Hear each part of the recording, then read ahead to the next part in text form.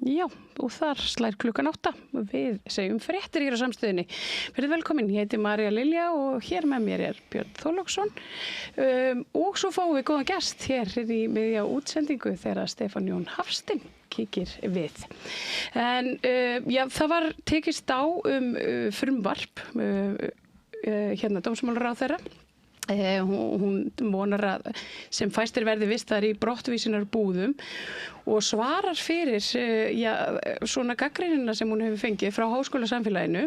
Já, á RÚV. Á RÚV, hún gerir það. Hún segist vera bjartsýn að þetta gangi í gegn og þetta sé milt úrræði og hún sjáu nú ekki fyrir sér að annað sé í boði. Núverandi fyrirkomulag það býður upp á að fólk sé hreinlega vistað í fangelsum. Það sé nú ekki mannúðlegt og ég held að við getum öll verið sammála það að þetta sé allavega mannúðlegra en að vista fólk í fangelsi. En spurningin og gagnrýnin þessi, þarf annarkvort þessara kosta. Því að það sem gerist þegar lögum breytt núna fyrir að verða 2 árum síðan, að þá eru teknir út úr þjónustu þeir sem að falla svona utan kerfis. Og ekki hægt að brottvísa af einhverjum ástæðum, það var að upprunalandi vill ekki taka við þeim eða Dyflinnar Evrópulandi getur ekki tekið við þeim, eða það bara svona ófyrirséðum hvort að viðkomandi verði beittir einhverjum þvingunum eða pyntunum við heimkomu og þá þrátt fyrir að hafa fengið 2-falda neitun í kerfinu hér, þá það nú samt sem áður hér. Og eins og staðan í dag, þá fellur þetta fólk algjörlega út úr allri þjónustu ríkisins. Það gerir það verkum og það minna eftirlit með þeim líka. Og það kannski þetta sem svona Nú Borders og Solaris og Rauði krossinn, Amnesty, öll þessi samtök hafa verið að benda á að það væri mannúðlegra að færa lögin aftur í hið gamla horf í staðin fyrir að byggja heilt nýtt úrræði sem þvingunarúrræði. Ég held að það leiki enginn vafi á því og spyrja svona hreinlega af hverju er það ekki bara hægt, en hún ekki sammála þessu. Nei, sjónarmið ráðherra nú reyndar að mælingar hafa sýnt ekki á skjön við vilja flestra Íslendinga og það svona þverpólitísk sátt inn á Alþingi núna það að í rauninni þá held ég sé mjög víðtækur stuðningur við þessa breytingar sem að hún að leggja til. Það sem að mér fannst svo áhugavert hins vegar við þetta viðtal sem að Spegillinn birtir við hana í kvöld, það tónninn í henni að mér fannst það var saumað að henni meðal annars vegna þeirra gagnrýni sem hefur komið fram frá háskólanum vegna ummæla námsfólk sem sé að koma hingað mögulega einhverjum öðrum forsendum en ætti að vera. Og þar talar hún einhverja fína menn í háskólanum hún Þetta svolítið trumpist. Þetta einhver tónn sem mjög sjaldgæfur hjá ráðherrum hér á landi og sérstaklega hjá ráðherrum sem hafa verið svona stutt í embætti eins og hún hefur gegnt núna og þannig að mér fannst það áhugavert svona hvað hún einörð og þetta svona nánast uppnefni hún nánast að tala niður til háskólasamfélagsins, þú veist að nefna þau samtök sem á annarri línu en sem sagt hennar röksemd engum svo að það sé tímabært að afnema sér íslenskar reglur og hún vitnar mikið til Norðurlandana í þessum efnum. Það svona hún hafi verið á fundi með norrænum ráðherrum þar sem að tala var að ákveðna samrýmingu í þessum efnum, en maður velti fyrir sér að því að við erum eyja og okkar eigið sjálfstæða ríki hvort að við þurfum endilega að standa og falla með öllum reglum, öllum vondum reglum að manni finnst með Norðurlöndunum. Svona finn okkur einhvern samhljóm í þeim vondu reglum sem finnast á Norðurlöndunum. því að það eru ansi góðar margar reglur sem að hafa ekkert endilega verið teknar upp, en það er kannski önnur saga. En það er sko bæði Stígamót og Kvennaathvarfið eru hérna setja ofan í þetta frumvarp og sem þau kalla brottvísunarbúðir eða varðhaldsbúðir og hérna og tala þar að svona hið milda yfirbragð að kalla þetta brottfarar miðstöð.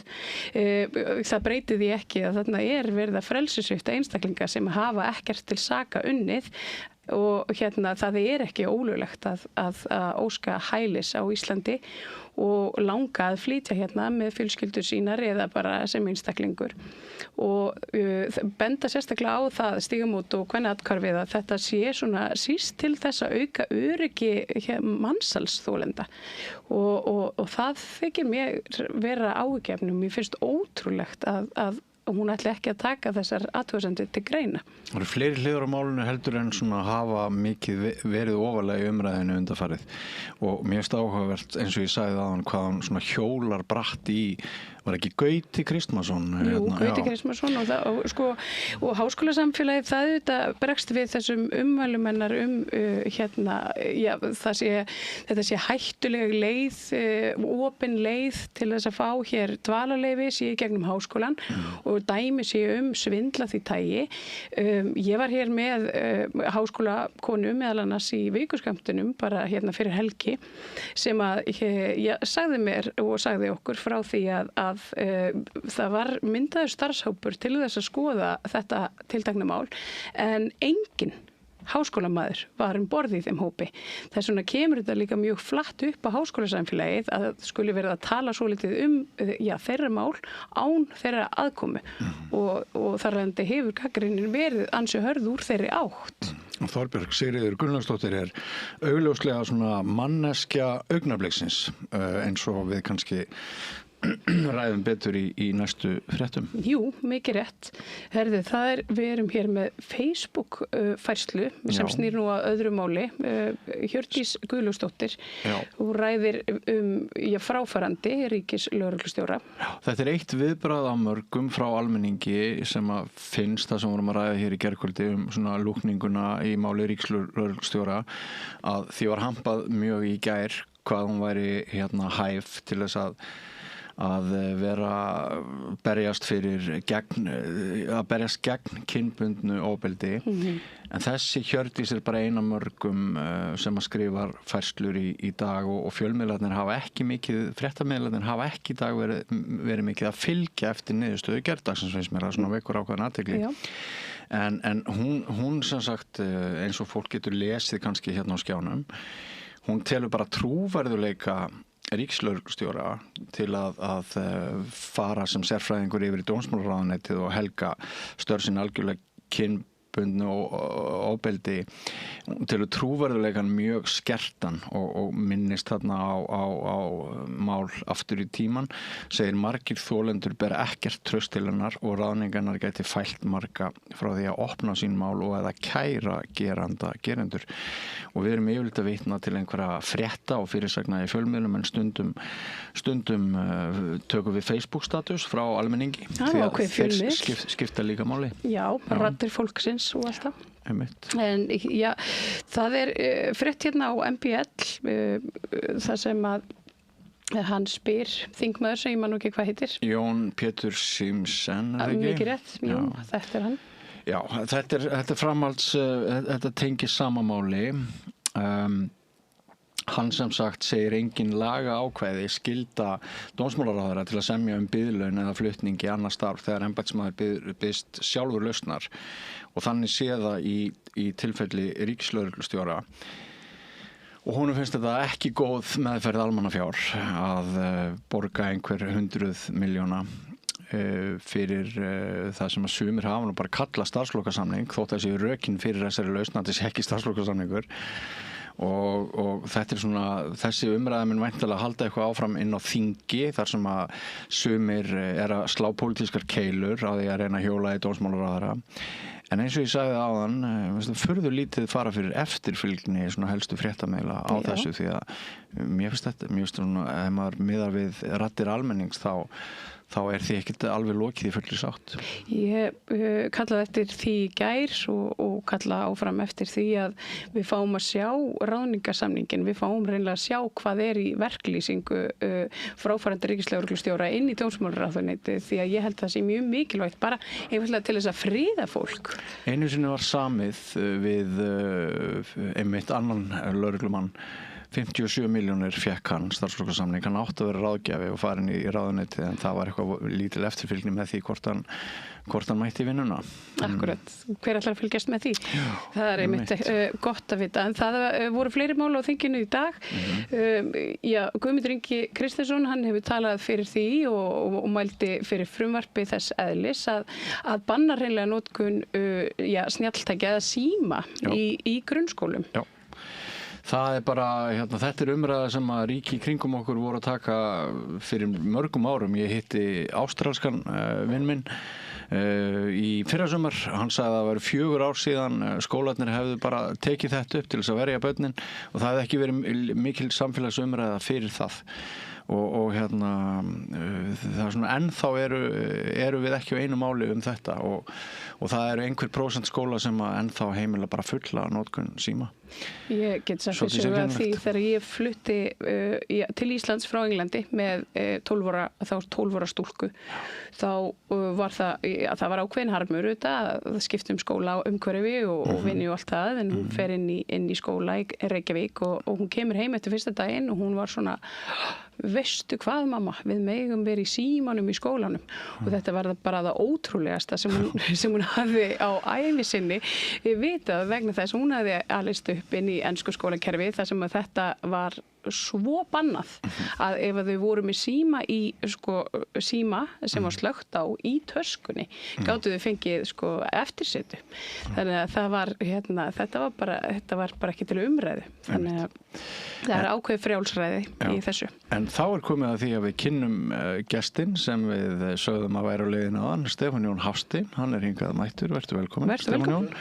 Við kannski bregðum upp fyrirsögn sem að útskýrir af hverju ég bað Stefán Jón Hafstein að koma hingað. Ef tæknimaðurinn gæti fundið þá fyrirsögn, hyggjast hætta að kaupa auglýsingar á samfélagsmiðlum. Þetta fréttir RÚV, menningamálaráðuneytið hyggst beina auglýsingakaupum sínum í framtíðinu til íslenskra fjölmiðla í stað erlendra samfélagsmiðla og leitarvéla. Og hvers vegna kalla ég stjórnarformann Ríkisútvarpsins hingað að rauða borðinu? Það vegna þess að þetta brýning þín, Stefán Jón. Þetta akkurat það sem að þú baðst forstöðumenn Ríkisstofnana þá sem að fara með opinbert fé að loka bara fyrir peningaflæðið þegar kemur auglýsingum inn á Facebook, Google og hvað þetta heitir allt saman og lyfta íslenskri fjölmiðlastarfsemi með því auglýsingaféð myndir enn að þáka. Þú lítur að vera kátur. Það var náður að vera með loga hérna. Já, logi átti ekki, held ég heimagengt. En svona er sýslumenn að vera, segi ég nú bara. Já.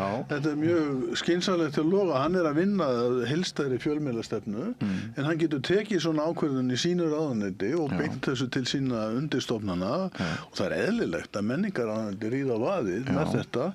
Rökin fyrir þessu ég taldi þau nú upp hér í blaðagrein og í þætti hér líka hjá þér Björn að það hefur verið svo mikil sókn erlendu miðlana inn í íslenskt auglýsingafé eða íslenskt auglýsingafé hefur runnið til þeirra að þeir taka meir en helmingin á auglýsingamarkaðnum og íslenski fjölmiðlar og ég ekkert bara að tala Ríkisútvarpið heldur bara fjölmiðlar yfir leitt á Íslandi finna fyrir þessari blæðingu og þetta myndi af því þetta eru fjölmiðlar eins og Facebook, YouTube og fleiri sem eiga hvorki lögheimili né skattheimili á Íslandi. Nei. Þannig að þetta bara fé sem dælt úr landi og það er mjög eðlilegt að meðan ríkið að keppast við að skrapa saman nokkrum aurum til að styðja fjölmiðlastarfsemi í landinu að þá sé bara tekið fyrir þetta og ég fekk mjög mikil viðbrögð við þessari tillögum sem ég birti í blaðagrein og þetta hefur verið legið í loftin í mörg árum en að vera að tala þetta og svo eitt lítið spark núna og þá bara kemur þetta hjá Loga og hann bara heiður skilinn fyrir þetta að taka þessa ákvörðun og nú segi ég Sko, þetta er eitt ráðuneyti. Ég náttúrulega vissi það þegar ég sagði það á bara ríkið og bara banna þetta alveg.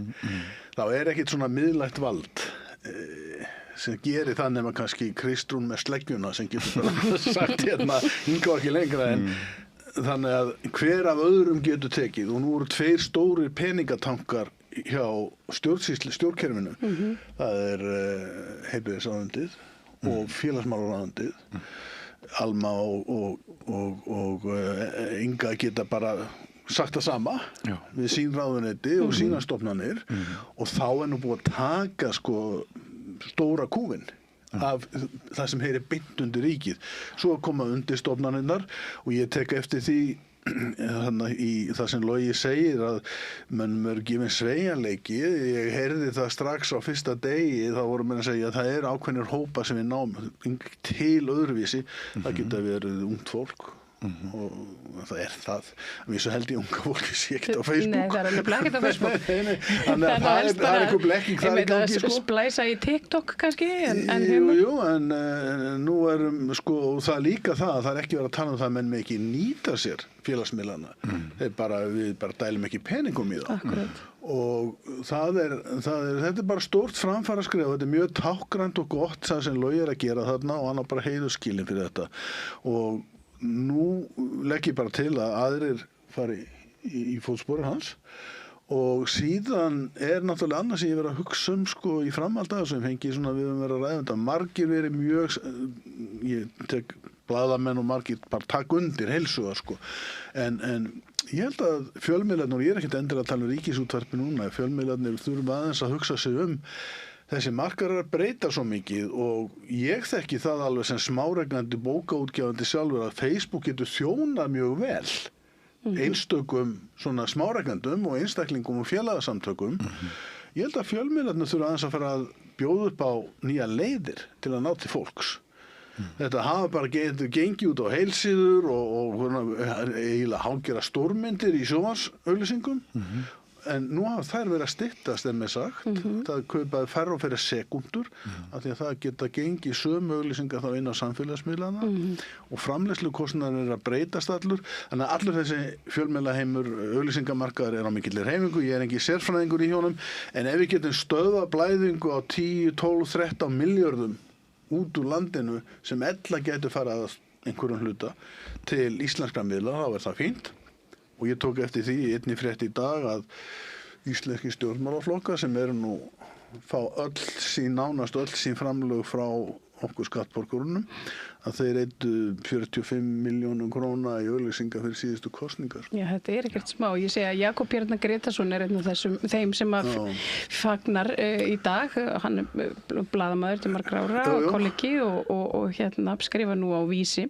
En hann segir að það sé merkilegt og stórfurðulegt að stjórnmálamönnum detti það yfirleitt til hugar að velta fé landsmanna yfir í helstu uppsprettu falsfrétta, upplýsingaóreiðu og viðstöðulust úr landi. Þannig að það er... Svo kemur það og það er náttúrulega það sem við séð gerast bara núna síðustu 1-2 árum að það sem við heldum að væri svona einhver alþjóðlegu miðill Facebook, þetta er bara hörð ritstjórn eiginlega eins manns og það er eins með Exit, Elon Musk og það er verið að breyta og tilfæra allskyns ritstjórnarstefnur og setja inn í okkar innstu kima með algoritmunum sem þessum frægu og ná til okkar með stýringu, ritstjórn sem kemur frá útlöndum og skýt með það, ég les Ellenblöð á hverjum degi og allt það, en þetta er ekki alveg það sama og við eigum ekki endilega að nota okkar skattfé þá til að hampa þessum meilum. Sko stóra samhengið í þessu er að einkareknir fjölmiðlar á Íslandi þeir eru að geispa golunni og þeir veikjast meir og meir frá degi til dags og það munar hverja krónu í auglýsingafé í þeim bardaga Þú ert stjórnarformaður Ríkisútvarpsins. Mér dettur líka í hug að það sé svona, ef það næst sátt þetta, þá sé það liður í að náist meiri sátt það að halda bara RÚV áfram á auglýsingamarkaði og svoleiðis. Var það eitthvað þannig sem að vakti líka fyrir þér þegar þú varst að skrifa þetta, að búið til meiri friðum? Já og nei, eiginlega ekki. Ég horfi bara á stóru myndina.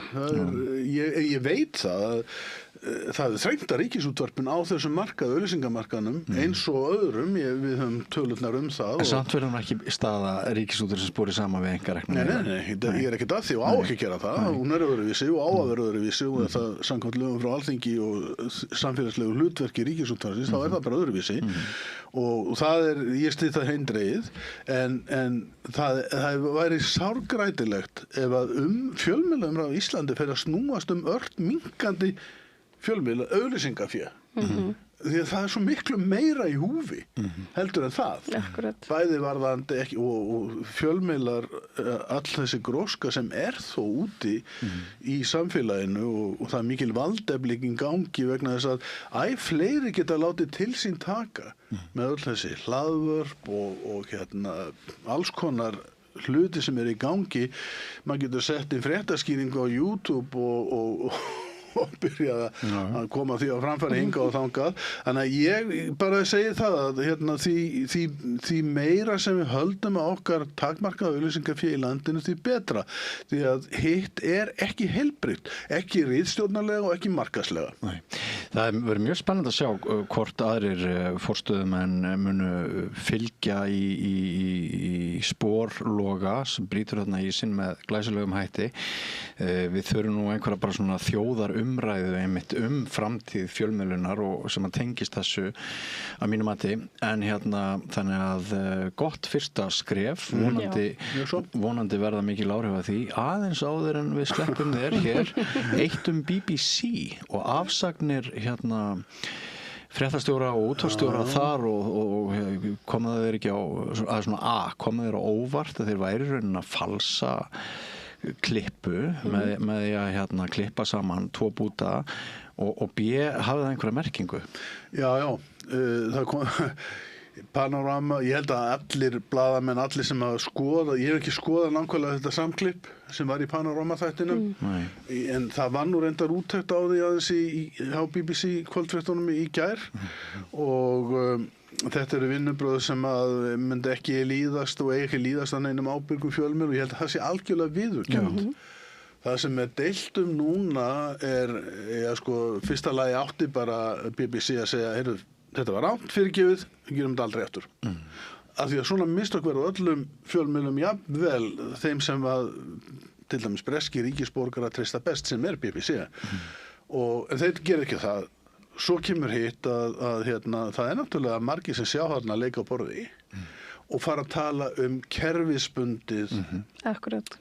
Kerfisbundna villu innan BBC. Og þetta er hættulegt. Og það til þess einfallega að koma höggja BBC. Sýna þetta til sem rök í margra ára bæjas. Já. Og það er svolítið umræðan sem stundum Ríkisútvarpi og manni dettur í hug hvort núna fóðrið sem að andstæðingar BBC hafa fengið í hendur vegna þessa máls, Trump með einhverja risamálsókn eitthvað fleira, hvort þetta smitist að einhver liti hingað heim.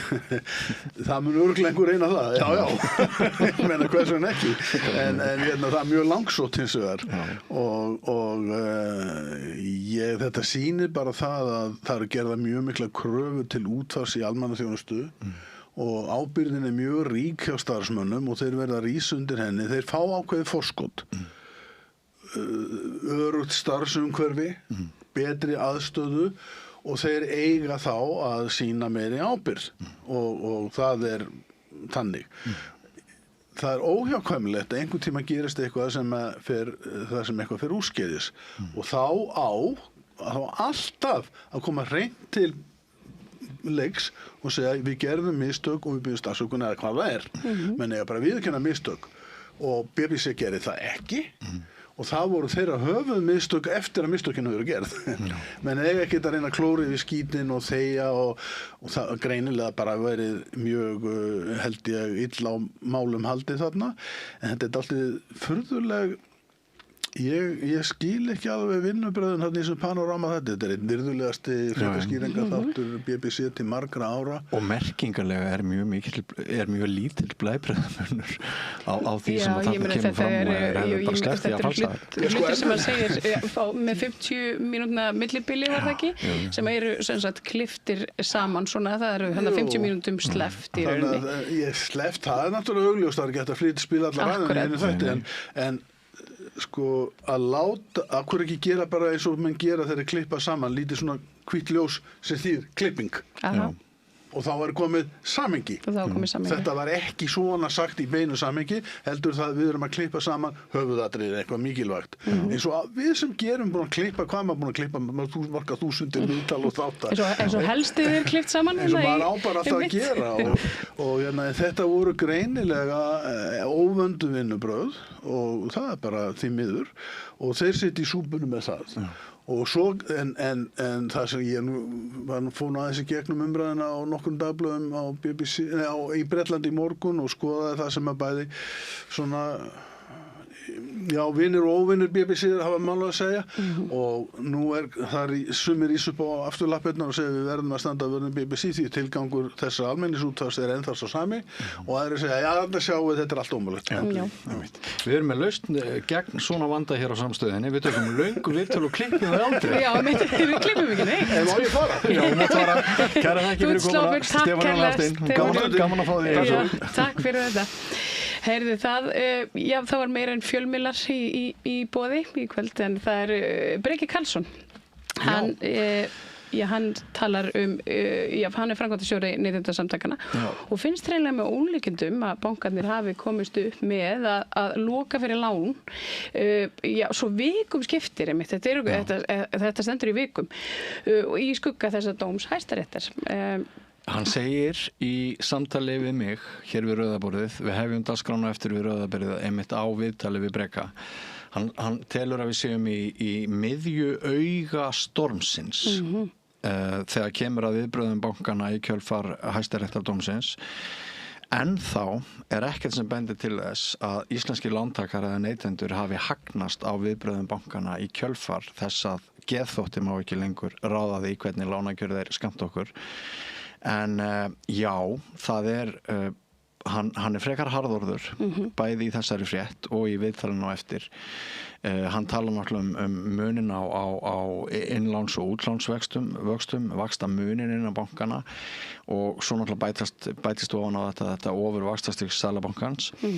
Ég heyri á honum að hann telur kannski að það sé ekki fyrir netto svona hálft ár sem að ríkið sest í þessum öfnum og svo eru fleiri mál sem verið að reka fyrir Hæstarétti og við veitum ekki hvernig þau fara en hafi einhver semst talið að við myndum strax fá einhverja úrbætur lántakar og ekki síst unga fólkið okkar sem eru að kaupa í fyrsta skipti þá hafa bankarnir ekki sýnt okkur snefil af bara sómakennt líkum við að segja. RÚV segir einmitt frá því að staða lántakenda á fasteignamarkaði sé þrengri en áður. Það þrengri en nokkur sinni áður vegna þess að það verið að stytta í lánum og það sem þýðir meiri greiðslubyrði og ef við erum að fara úr verðtryggingu meira yfir í óverðtrygg þá vitum við að það eiginlega bara á færi efnaðra. Þannig kemur formaður félags fasteignasala fram og segir að svona, hún sér nú eitthvað jákvætt í þessu öllu saman, hún segir að stóru viðskiptabankarnir hafi kynnt breytingar á lánakjörum og búið sér að eyða mestu óvissunni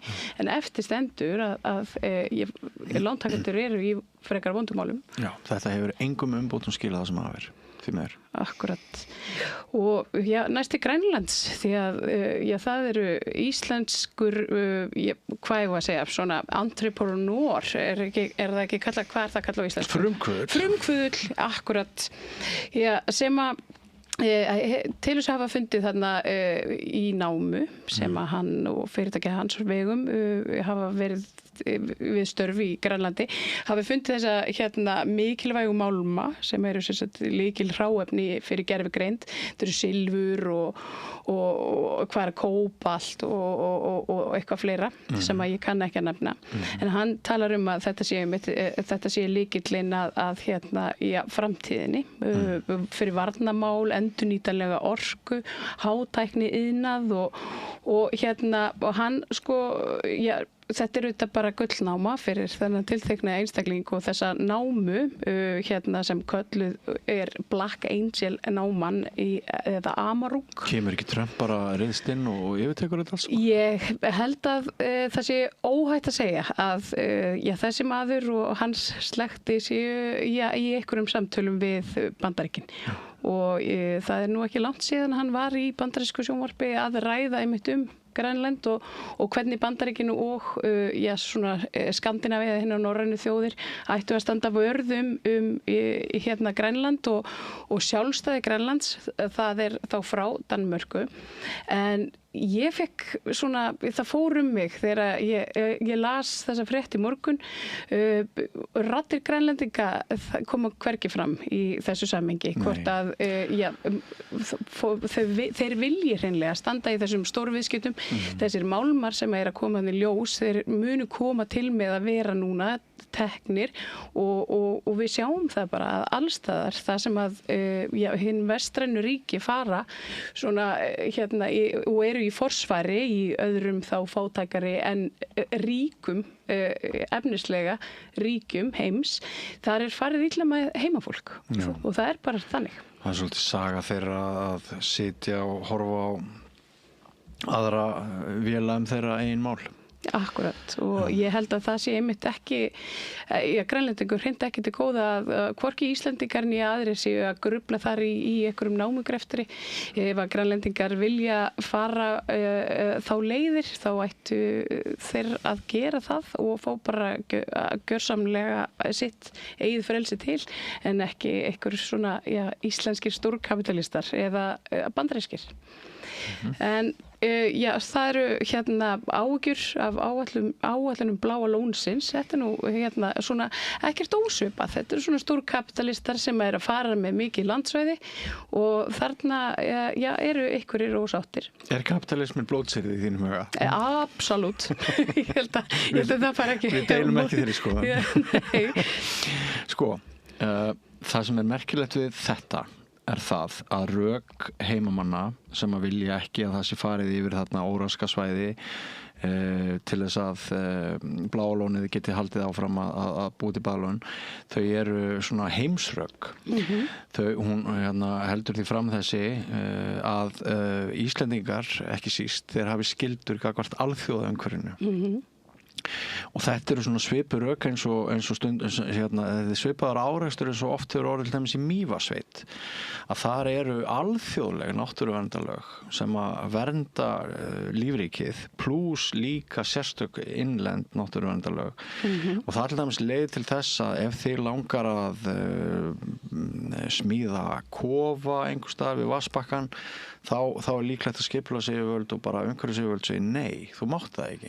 Vegna þess að það er eitthvað svona alþjóðlegt samhengi sem að trompar og þessi deila hún gefur tilefni til þess að við spyrjum þeirra spurninga, finnst mér, hvort það er alltaf þessi skammtíma hagnaðarök sem að við þurfum að einblína á, eða hvort við höfum siðferðislegar alþjóðlegar skyldur og ekki síst gagnvart náttúru sem við eigum ekki, heldur bara komandi kynslóðir eiga rétt á að njóta. Þannig að það var það sem að mér fannst svona áhugavert við. Akkurat. Og þú varst með viðtal hér við Rauðaborðið í gær og sagt frá því á samstöðum.is. Já, þannig annar svona áhugaverðu punktur að okkur að fjölga og það er mikil þensla á Vík í Mýrdal og nú er verið að skipuleggja íbúabyggðir á svæðum til þess að bregðast við mikilli mannfjölgun. En þessi góði vinur minn, Þórir heitir hann, ljósmyndari, 82 ára gamall maður sem veit allt um Kötlu og ég var að kynnast fyrst í gær með að taka viðtal við hann. Hann varar mjög við því af því hann er sérfræðingur í Kötlu og hamförum aftur í tíman, að það sé verið að skipuleggja íbúabyggð þar sem að er verið að skipuleggja íbúabyggð núna. Hann segir atvinnuhúsnæði er eitt en íbúabyggð er annað og einmitt, þetta tengist með þeim hætti að ætlum við bara að horfa til dags í dag eða ætlum við að horfa til langstíma og náttúra Íslands, hún alltaf að vissuleiti óútreiknanleg þannig að það þarf að bera virðingu fyrir náttúrunni og duglega á náttúrunni. Annað, svona nærtækt dæmi, það eru fyrir einhverjum, hvað ég var að segja, 30-40 árum þá voruðu jarðfræðingar við því að byggt yrði nýtt hverfi í Grindavík á þeim stað sem nú fallir hraun. Þannig að það svona, maður þarf að hugsa hlutina fram í tíman. Einmitt. Og margir sem svona klóruðu sér í hausnum einmitt yfir því þegar að hraunið vellur þannig yfir að hvers vegna í ósköpunum hlustuðum við ekki á þá sem að vitið höfðu. En það oft þannig. En það var, mér fannst það nú svolítið áhugavert þegar formaður Sjálfstæðisflokksins gagnrýnir þingmann Miðflokksins. Já, þetta var á fundinum helgina úr ræðanar þar. Þetta eiginlega alveg ótrúlega fyndið sko að Snorri Másson að slá sér til riddara vill Ríkisútvarpið hætta að flytja fréttir á ensku og pólsku en ef ekki að segja að Guðrún Hafsteinsdóttir hafi náð króki á hann með því að ég myndi að segja það með því hvernig hún talaði þarna. Einmitt og hún furða sig á að tilhögunni hafi ekki fylgt önnur að hætta útsendingum í lit. Já, og mér finnst þetta nú nokkuð gott. Kannski viss hún þegar hún sagði þessi orð að könnun myndi leiða í ljós að fleiri sjálfstæðismönnum finnst Sigmundur Davíð hafa staðið sig vel en hún sjálf. Mikið rétt og við fórum aðeins yfir það í gæs að hún farin að berjast tilbaka. Já, hún farin að sparka í Miðflokksmenn og svona líka. Gæti verið spennandi. Þetta gæti orðið nokkuð spennandi. Þetta eru þessi tveir hægri flokkar sko. Akkurat og það oft talað óeiningu á vinstri síðu pólitíkurinnar. Ekki mögulega séum við að fara að horfa upp á hið gagnstæða og það sé kappið á hægri. En óskekja Morgunblaðsins glepur sín. Þetta áhugavert. Já, einn skrýtnasta forsíðufrétt af mörgum skrýtnum forsíðufréttum eftir ríkisstjórnarskipti var, ég held að það var á föstudaginn, það kemur einhver spuni á forsíðu Morgunblaðsins það að nú séu ríkisstjórnarfundirnir orðnir svo hlaðnir illdeilum að fólk get ekki fylgst með þeim nánast í gegnum glugga, var sagt, að það get ekki ef þú ætlar að labba í kringum húsi þar sem ríkisstjórnin fundar þá komi einhverju verður og hendi þér í burtu. Það hefur nú komið á daginn að kannski einhver blaðamaður Moggans var að reyna að kíkja bara Heimir Már Pétursson upplýsingafulltrúi Flokksfólksins kallar blaðamann Moggans gluggagægi og það hafði nú verið ástæðan fyrir því að einhver starfsmaður kom og sagði heyri þú mátt ekki vera að hlera á gluggana það sem að gerast á ríkisstjórnarfundinum og ég held að allir hafi skilning á því nema það að snúningur blaðsins var sá þetta væri til marks svo miklar illdeilur að það væri verið að loka einhvern veginn bara allt svæðið af fyrir almenningi. Það sem að hins vegar Ólafur Arnarsson sem að skrifar þessa grein í DVF bendir á að sín hafi svo verið einhvers konar framlenging á þessum spuna Morgunblaðsins og þau hafi meðal annars kallað til Björn Inga Hrafnsson sem aðstofamaður Sigmundar Davíðs til að spyrja hann hvort það geti verið rétt að það séu illindi inn í ríkisstjórninni og þetta náttúrulega mjög fyndið en þetta kannski ekki bara fyndið vegna þess að nú situr nú þarna svo sem fer fyrir samtökum í sjávarútvegi orðinn stjórnarmaður hjá sín og við erum svolítið svona áttast það að eigendavald útgerðar mógúlanna sem eiga Morgunblaðið að það sé að færast yfir til sínar og hann að skrifa þetta og ég held að sé rétt hjá honum að við eigum að halda vöku okkar fyrir því ef við erum að sjá ritstjórnarstefnu sína núna breytast með því að Kristrún Lind Martinsdóttir heitir hún ekki, að hún sé komin þarna í stjórnina að það mikið áhyggjuefni fyrir fjölmiðlun á Íslandi. Já, ég myndi segja það. En við ætlum næst að fara til Venezuela. Það eru átök svona við landamæri eða ekki alveg, það vaxandi spenna getum við sagt. En Venezuelar eru samkvæmt Reuters farnir að skoða hvernig þeir geta brugðist við því þegar Bandaríkin ráðist þar inn á svona hernaðarleg skotmörk. Skæruliðavörn eitthvað sem er svona talað sem svona langvarandi mótspyrnu og þá þetta eru svona litlar herdeildir og sem eru settar svona mjög strategíst raðað og búið til svona ákveðið stjórnleysi þetta svona, það augljóst að Venesúelar eru hræddir og það hefur verið svona meginstefið í fjölmiðlum í dag þar ytra að þeir vita það sjálfir að þeir hafa lítið í bandarískt hervald og ef að Bandaríkin taka ákvörðun það og það verðist vera, Trump sagði nú í morgun að hún finnst það ólíklegt að myndi gerast en samt sem áður svona hefur þróunin eftir deginu verið svo að þeir eru komnir hansi nálægt þarna með sína stærstu freigátur allra stærstu held ég bara í heiminum þarna bara rétt marrar þarna fyrir utan Venezuela þannig að það er eins og segi, vaxandi spenna. Leikur kattarins á músinni. Þetta svolítið þannig. Washington Post segir einmitt frá þessu og þeir tala svona hvernig flaugar og annað þetta sé, þú veist, það eru allir í viðbragðsstöðu þannig á svæðinu og ég með kortið mitt úr Washington Post þar sem að þeir svona, sýna þessi helstu, þetta eru helstu hernaðarlegu svona skotmörkin og þetta þarna einmitt við Karabíska hafið þarna þetta eru hvað heitir það, svona flugstöðvar og þetta eru stórar svona hernaðarstöðvar og ég með aðra mynd þar sem að Washington Post reynir að sjá fyrir sér svona hvaða herstöðvar Venesúelar gætu þá í rauninni svona skotið á tilbaka. Þær eru ekki margar.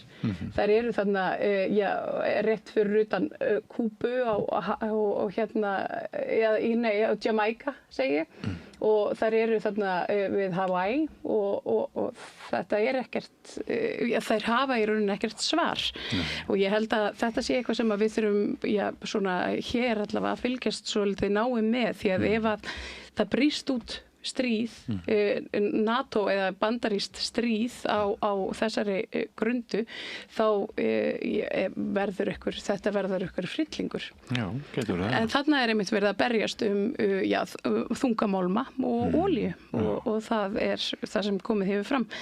En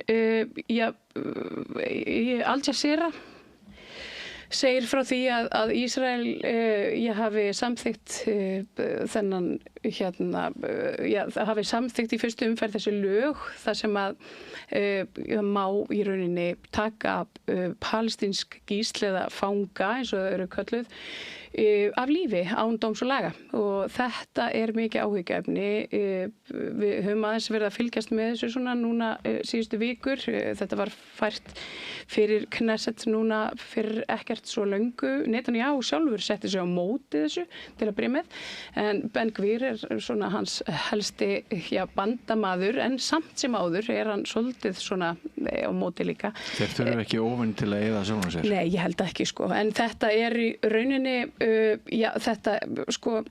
þetta þýðir bara það að þeir þúsundir Palestínumanna sem enn eru í haldi í Ísrael við óviðunandi aðstæður og þröngan kost jafnvel neðanjarðar í einhverjum byrgjum þar sem enginn nær til þeirra, hvorki mannúðarsamtök né lögfræðingar og án dóms og laga þetta fólk verður hreinlega bara látið hverfa af yfirborðið jarðar og þarna eru nokkur þúsund börn meðal annars og þetta auðvitað bara einn liður af mörgum í þjóðarmorðinu sem að hvergi nærri búið þó að það sé skonar málamynda vopnahlé í gangi og Al Jazeera segir einmitt frá því að á Gaza þar eru ennþá morðin í gangi og þetta var nú bara í dag það eru 3 myrtir og þarna eru svona einhver hjálpar svona samtök vinna að fullu við það að reyna að grafa upp fólk og lík úr rústunum og allt þetta týnda fólk í margir tugir þúsunda sem að eru núna að koma í leitirnar þannig að umfang morðana á Gaza verður alltaf svona augljósara og stærra og meira og þetta svona það sem að mannúðarsamtök hafa verið að tala allan þennan tíma og Og já, þetta auðvitað bara alveg skelfilegt ástand. Og mjög sláandi vitnisburður hlutlausra aðila sem að hafa farið þarna út og kynnt sér aðstæður eigin raun að langflest tala grimmdina gagnvart börnum. Fordæmalausa grimmd gagnvart börnum. Akkurat.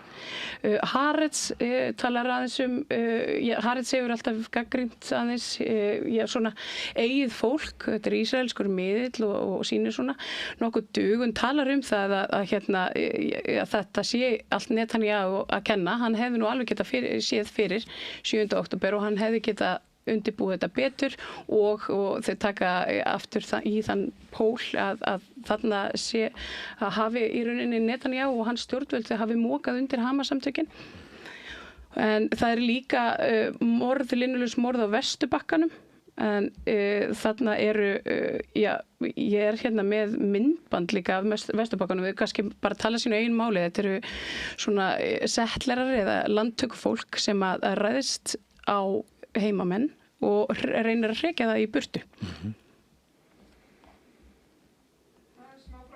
Já, það er smá frost í myndbandinu, en við förum bara í hérna. Já.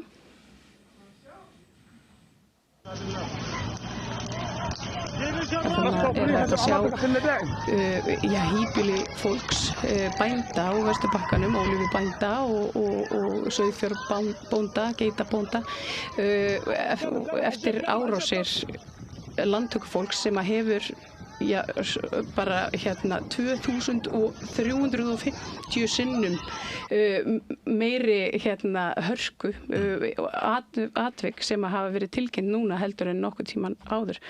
En við ætlum kannski bara að fá að segja sorgarfrétt fyrir jólabörn kannski að lokum það eru engar Robin Klementínur í verslunum fyrir jól. Já, ég var að fara að skrifa þetta. Ég held kannski að þetta væri vegna þess að Klementínar kæmi frá Ísrael og þess vegna eru þær ekki og mér var alveg saman það, en það veist einhver uppskerubrestur í einhverju héraði og allt mikið að úrkomu eða of lítið, ég manna það ekki.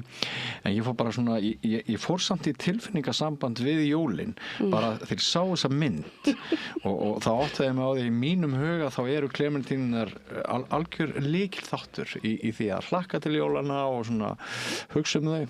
Þannig að ég ætla bara að spyrja þig líka, þú Klementínu manneskja á jólum? Já, mikil og mér er gott að nefna þetta með sniðgönga ísraelskar vörur og einmitt svona í framhald af því sem við erum búin að vera að sjá hér og undan. En það verður ekki fleiri fréttir sagðar í kvöld. Einhvern veginn komastu bara tvö fram úr þessu og fengum einn góðan gest. Já, við gerðum það og með dyggri aðstoð Laufeyjar Líndal sem að senda okkur út og við þökkum ykkur kærlega fyrir áhorfið og ég bið ykkur bara að bíða hér handa við nokkrar auglýsingar, kemur rauðaborð kvöldsins, þannig að doki við og takk fyrir okkur og bless. Kennarar eru þrefalt líklegri en ófaglærðir til að halda áfram í kennslu. Börnin okkar eiga skilið fagmennsku og stöðuleika. Fjárfestum í kennurum. Kennarasamband Íslands.